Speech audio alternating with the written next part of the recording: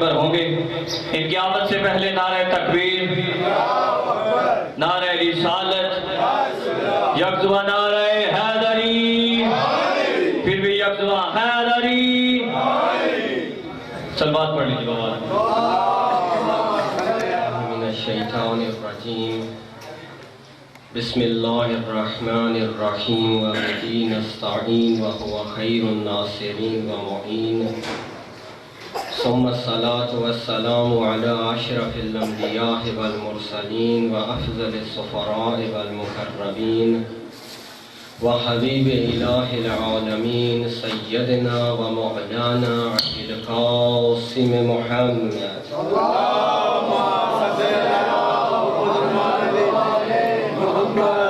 وآلہ الطیبین الطاہرین المعصومین المظلومین، سیما صاحب العمر والعصر والزمان، ولعنۃ الدائمۃ علی اعدائہم، اما بعد فقد قال سبحانہ وتعالی فی قرآن المجید وفرقان الحمید، بسم اللہ الرحمن الرحیم، کیف تکفرون باللہ وکنتم امواتا فاحیاکم ثم یمیتکم ثم یحییکم ثم الیہ ترجعون۔ صلوات بر محمد۔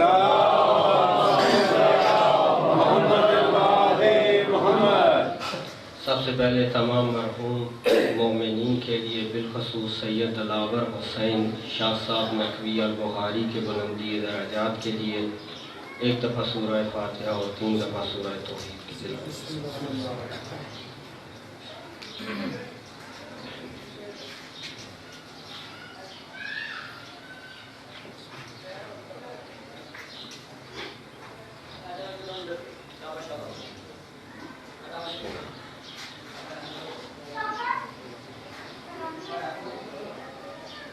ربنا تقبل،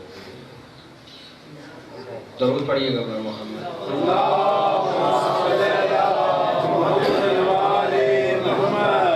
خدائے ازلی و ابدی کی تسبیح ادا کرتا ہوں جو لائق تسبیح اور لائق شکر ہے۔ چونکہ بعنوان میزبان مجھے چند دقیقے دیے گئے ہیں کہ میں گفتگو کروں، اس گھر کا ہی بندہ ہوں میں، اور چند گزارشات آپ کے حضور عرض کرنی ہے۔ طلاب اور علماء تشریف فرما ہیں۔ مجھے امر یہ کیا گیا تھا کہ شان اہل بیت بیان کی جائے، تو میں اپنا جو موضوع اختیار کیا ہے وہ عظمت انسان ہے، کہ جب عظمت انسان معلوم ہو جائے تو پھر پتہ چلے گا کہ محسن انسان کا مقام کیا ہے۔ جو ہے کہ جب انسان فضیلت و اشرفیت انسان سے آگاہ ہو جائے تو پھر اسے پتہ چلے گا کہ محسن انسان کی عظمتیں اور فضیلتیں کتنی ہیں۔ ضرور پڑھیے گا بر محمد والے۔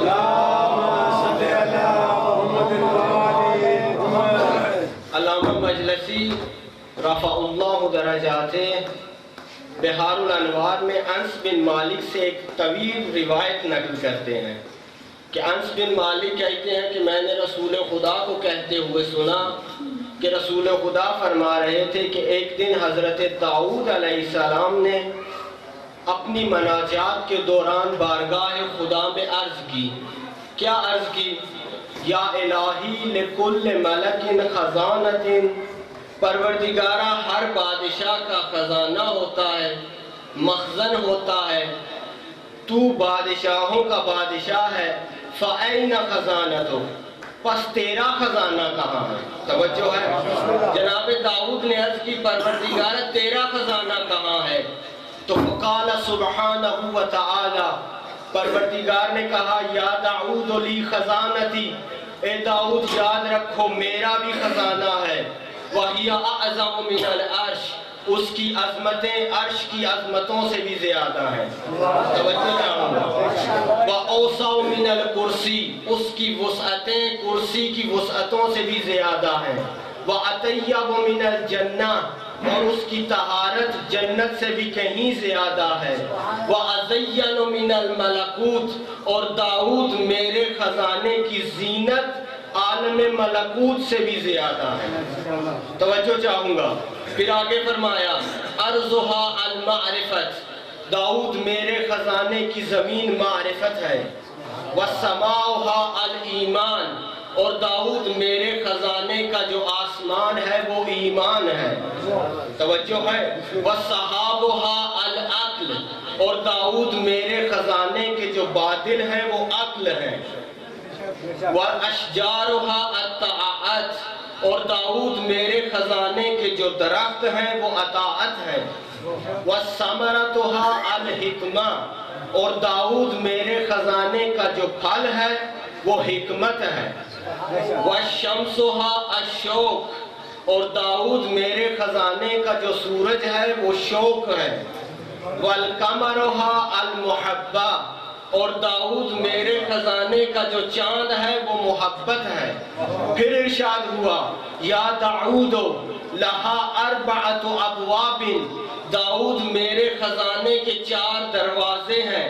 العلم والحلم والصبر والرضا، ایک باب باب علم ہے، دوسرا باب باب حلم ہے، تیسرا باب باب صبر ہے، چوتھا باب باب رضا ہے. توجہ ہے.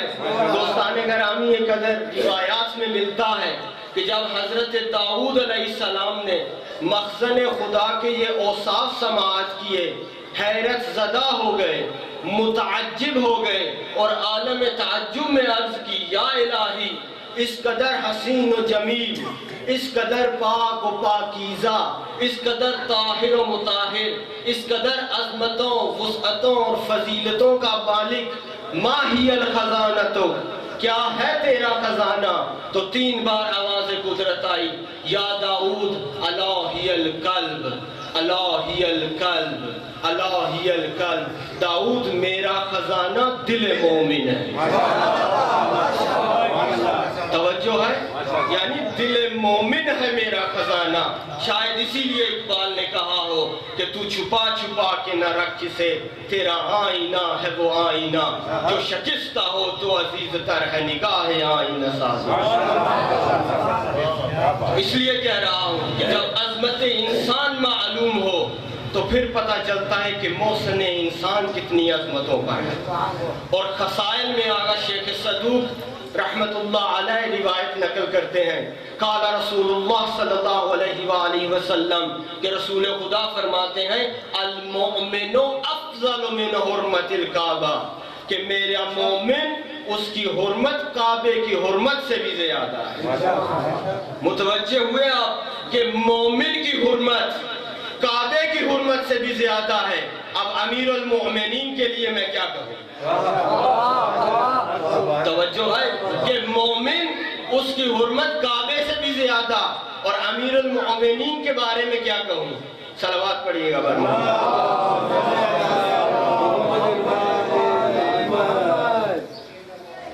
انسان کے متعلق تصور خلقت بہت پایا جاتا ہے. گھبرائیے گا نہیں، تھوڑی سی گفتگو کروں گا کیونکہ میرا فریضہ ہے. ہونا تو یہ چاہیے تھا اگر وقت ہوتا تو مشرقی فلاسفہ کا تصور خلقت بیان کرتے، پھر مغربی فلاسفہ کا تصور خلقت بیان کرتے، اور ان دونوں تصورات کے بیان کرنے کے بعد پھر قرآنی اور اسلامی تصور خلقت بیان کرتے. لیکن میں مجبور ہوں، وقت کی گنجائش نہیں ہے، لہٰذا فقط ایک داستان ہے جو غرب والوں نے ہمیں سنائی.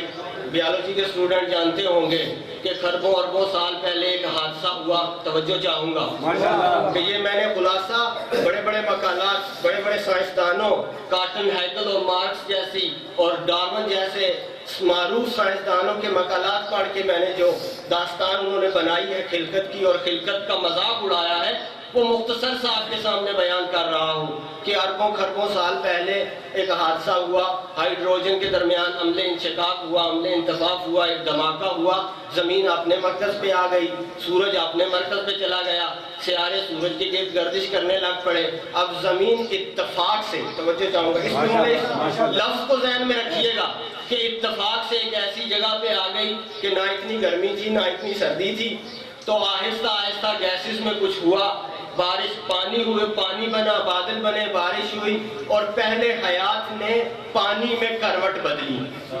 یہ اتفاقات ہیں. لیکن دوستان کرام یہ قدر یہ وہ تصور خلقت ہے جس کا نتیجہ ڈارون نے یہ دیا ہے، اور میں اپنے اسٹوڈنٹ سے کہوں گا جس کا نتیجہ ڈارون نے یہ دیا ہے کہ انسان بندروں کی اولاد ہے، اس تصور خلقت کا یہ مختصر سا نتیجہ ہے۔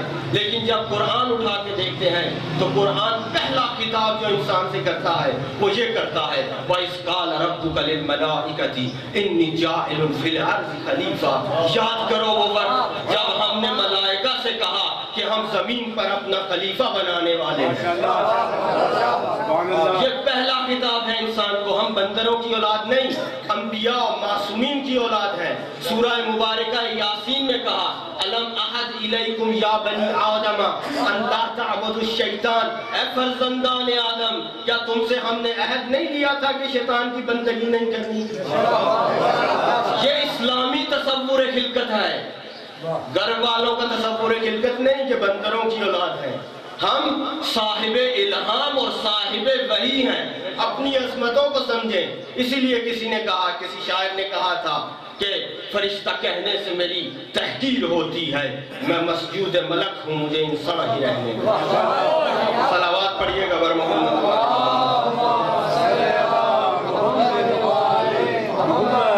اور ہمیں قرآن نے دعوت دی ہے، اور آپ قرآن کی آیات کا مطالعہ کرتے جائیں اور اپنے ماحول میں پائی جانے والی چیزوں کو دیکھتے جائیں، آپ کو پتہ چلے گا کہ قرآن اور خالق نے ایک مچھر تک کو بغیر ہدف کے خلق نہیں کیا، بغیر ہدف کے خلق نہیں کیا۔ سورہ مبارکہ بقرہ کی 163ویں آیت میں یوں ارشاد فرمایا ان فی خلق السماوات والارض واختلاف اللیل والنہار وفلک التی تجری فی البحر بما ینفع الناس وما انزل اللہ من السماء ماء فاحیا بہ الارض بعد موتها وبث فیہا من کل دابہ وتصریف الرحیاء والسحاب المسخر بین السماء والارض لآیات لقوم یعقلون۔ یعنی خدا کیا رہا ہے؟ خدا کہہ رہا ہے ان فی خلق السماوات والارض، آسمان اور زمین کے خلق کرنے میں، واختلاف اللیل والنہار، اور اس گردش لیل و نہار میں، وفلک التی تجری فی البحر بما ینفع الناس، اور سمندروں کے سینوں پہ سفر کرنے والی ان کشتیوں میں، وما انزل اللہ من السماء ماء، اور آسمان سے پانی کے نازل کرنے میں، فاحیا بہ الارض بعد موتها، اور اس پانی کے ذریعے زمین کو حیات بخشنے میں، توجہ ہے، زمین کو حیات بخشنے میں، وتصریف الرحیاء والسحاب المسخر بین السماء والارض، اور ان ہواؤں کے چلنے میں جو اپنے دوش پر بادلوں کو لیے ہوئے ماہ سفر رہتی ہیں، لآیات لقوم یعقلون، صاحبان عقل کے لیے نشانیاں ہیں، ہمارے وجود کی دلیل ہیں۔ اور یہ ہر ایک وجود کو دیکھ لیجئے، کانوں کی سماعتوں کو دیکھ لیجئے، آنکھوں کی بصارتوں کو دیکھ لیجئے، عقلوں کے تعقل کو دیکھ لیجئے، یہ سب وجود خدا کی دلیل ہے، سب وجود خدا کی دلیل ہے۔ یہ دنیا ایکسیڈنٹ سے وجود میں نہیں آئی، کیوں؟ اس کو خلق کرنے والا حکیم ہے، تو جب خلق کرنے والا حکیم ہے تو جو بھی خلق ہو رہا ہے وہ حکمتوں کے آئینے میں خلق ہو رہا ہے۔ صلوات پڑھیے گا بر محمد۔ صرف ایک آیت جس کی طرف میں اشارہ کر کے آپ کی رفع زحمت کروں گا کہ یہ تو آیت کائنات کے متعلق تھی، خود انسان کے متعلق خدا نے ارشاد فرمایا ہے اَوَلَمْ يَرَ الْإِنسَانُ أَنَّا خَلَقْنَاهُ مِن نُطْفَةٍ۔ توجہ چاہوں گا، سورہ مبارکہ یاسین میں ارشاد فرمایا، اور عجیب انداز ہے اس آیت کا، تو علماء تشریف فرما ہے اَوَلَمْ يَرَ الْإِنسَانُ أَنَّا خَلَقْنَاهُ مِن نُطْفَةٍ، کیا انسان مشاہدہ نہیں کر رہا؟ یا یوں کہوں، کیا انسان اس علم میں شہود کی حد تک نہیں ہے کہ اَنَّا خَلَقْنَاهُ، ہم نے اسے خلق کیا ہے، مِن نُطْفَةٍ، نطفے سے، فَإِذَا هُوَ خَصِيمٌ مُبِينٌ، جو کہ کھلی ہوئی آشکار پستیوں میں تھا۔ توجہ ہے، یعنی اَوَلَمْ يَرَ الْإِنسَانُ، انسان مشاہدے میں ہے، انسان اس کا شہود رکھتا ہے۔ یا سورہ مبارکہ طارق میں یوں ندا دی فَلْيَنْظُرِ الْإِنسَانُ مِمَّا خُلِقَ، انسان دیکھے تو صحیح کہ اسے کس چیز سے خلق کیا ہے، خُلِقَ مِن مَاءٍ دَافِقٍ، ایک اچھلتے ہوئے پانی سے خلق کیا ہے، یخرج من بین الصلب والترائب، جو مرد کی کمر اور عورت کی پسلیوں، عورت کے سینے کی ہڈیوں سے خارج ہوتا ہے۔ لہٰذا ہمیں چاہیے کہ ان آیات میں ہم تدبر کریں اور ان کے ذریعے ہم سمجھیں۔ اور یہ تو آیات چھوٹے درجے کی ہیں، اور رہی بات اہل بیت کی تو وہ تو آیت اللہ العظمیٰ ہے، آیت اللہ العظمیٰ ہے۔ یعنی اگر شان ربوبیت کا اظہار دیکھنا ہے تو اہل بیت کو دیکھ لیجئے۔ میں اہل بیت کو رب نہیں کہہ رہا، ربوبیت جن کے وسیلے سے اپنی تفسیر کرتی ہیں انہیں اہل بیت کہتے ہیں۔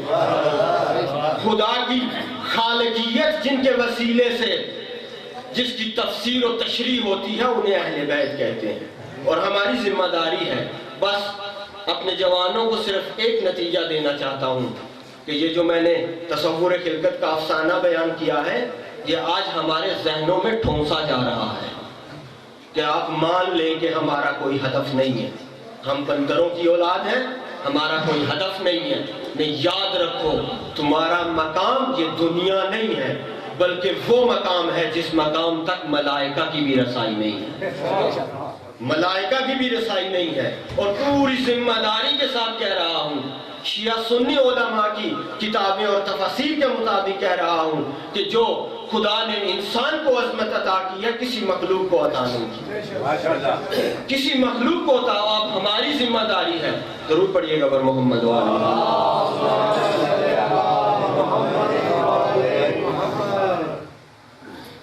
کہ ہماری ذمہ داری ہے کہ ہم اپنی عظمت و اشرفیت کو سمجھیں، اور ہمارے لیے خداوند متعال نے انبیاء کو بھیجا، قرآن جیسی کتاب کو بھیجا، اہل بیت جیسے رہنما ہم کو عطا کیے۔ اب ہمیں چاہیے کہ ہم ان اہداف کو پائیں کہ جن اہداف کے لیے ہمیں خلق کیا گیا تھا۔ اور سب سے بڑی خدمت جو اہل بیت نے کی ہے ہمارے لیے کہ انہوں نے انسانیت کی تفسیر کی ہے۔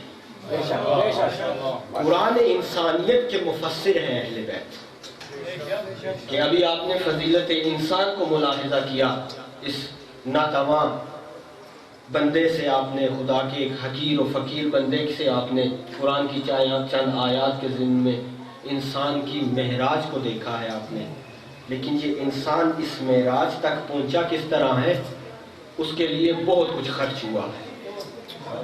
مسائل آپ سنیں گے، اور یہ طالب علم اتنی سختے مسائل بھی نہیں رکھتا، لیکن اس مجمع کے توسط سے تمام اہل تسنن کی کتابوں کا مطالعہ کرنے کے بعد سید ہونے کی حیثیت سے عبد الرحمن ہنوی صاحب موجم البلدان سے لے کے جلال الدین سیوطی صاحب تاریخ خلفاء اور تفسیر در المنصور تک، مستدرک الصحیحین کے مصنف حاکم عسقلانی سے لے کے ذہبی تک، ابن عسیر صاحب کامل فی التاریخ تک، اور شرح نہج البلاغہ لکھنے والے ابن ابی الحدید معتزلی تک، یہ اہل تسنن علماء ہیں۔ صرف ایک سوال پوچھنا چاہتا ہوں اس سید ہونے کے معنی سے، ایک سید زادے کے سال ثواب کے لیے یہ مجلس بچا کی گئی ہے۔ ایک سید ہونے ایک سید ہونے کی حیثیت سے میں تمام شیعہ سنی برادران سے ایک سوال پوچھنا چاہتا ہوں کہ کبھی گھر میں بیٹھو تو صحیح، سوچو تو صحیح کہ کیوں نبی کی اکلوتی بیٹی 18 سال کے سن میں اس دنیا سے چلی، اجرکم اللہ، کبھی تنہائی میں، یہ شیعہ سنی سب نے لکھا ہے، میں کتابوں کے حوالے دے سکتا ہوں، میں نے خود پڑھا۔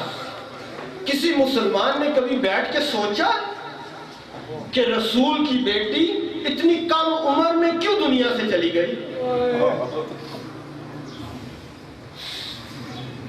یہ ایک سوال ہے بس۔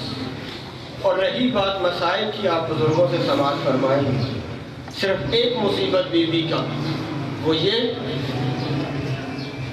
کہ جب بی بی کو ہوش آیا ہے نا، آپ نے سنا ہے بارہا مسائل، جب بی بی کو ہوش آیا ہے نا، دروازہ گرا، جلتا ہوا دروازہ گرا، محسن شہید ہوئے، فضا نے سہارا دیا، بی بی غش میں چلی گئی۔ بی بی کو جب ہوش آیا ہے نا تو بی بی نے پہلا سوال یہ کیا ہے، این ابل حسن، علی کہاں ہے؟ ہم تک یہ گوہر امامت پہنچا ہے تو ان ماں بیٹیوں کی وجہ سے پہنچا ہے۔ ایک ام المصائب نے ہم تک یہ امامت پہنچائی ہے، دوسری سیدہ زہرا نے۔ اور تمام شیعہ سنی برادران سے ہاتھ جوڑ کے کہتا ہوں کہ گھر میں بیٹھ کے سوچئے گا کہ کیوں رسول زادی 18 سال کے سن میں اس دنیا سے چلی گئی۔ وما علینا الا البلاغ۔ اس جہاں میں دو ناموں کے صدقے دل میں یا علی اور دھڑکن